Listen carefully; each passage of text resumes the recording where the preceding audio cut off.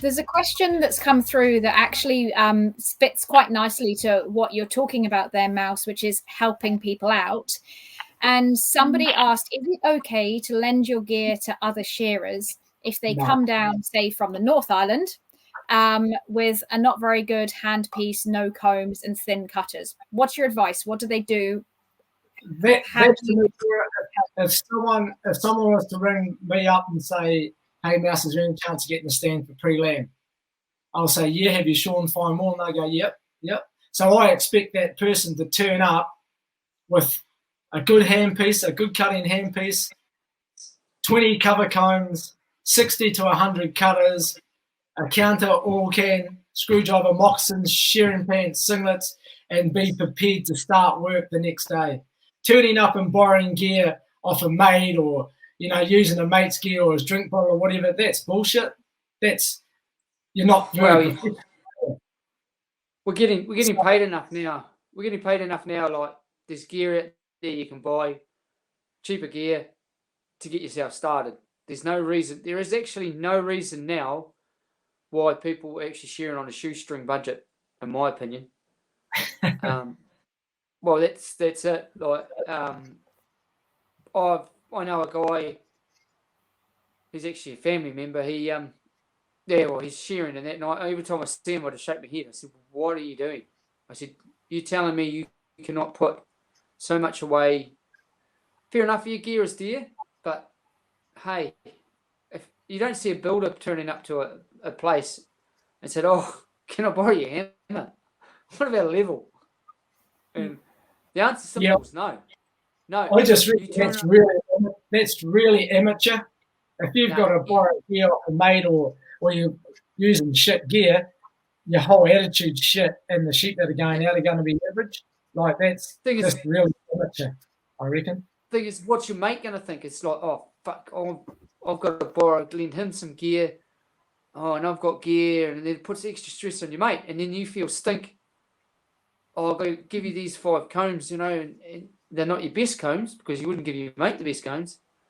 And then he goes, "Oh, you give me some stink gear," but you should have your own gear. If you really want to be a shearer, and I'm not saying a good shearer, but a reasonably couple of 100 sheep a day, your own gear, because your own gear runs for you, no one else. Just so how do you turn that to a positive?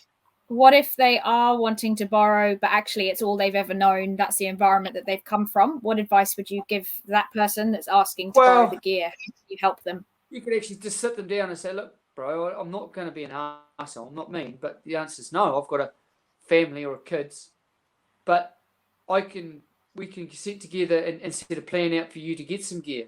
We can go and talk to the contractor. We can go and see the contractor. He might be able to help you out. I don't want to be out. I've got family to feed. I've got mortgage to pay. I've got rent as well, like you have. I'm not being an arsehole. I respect that. Like, how can we sit there and say, well, here's a plan.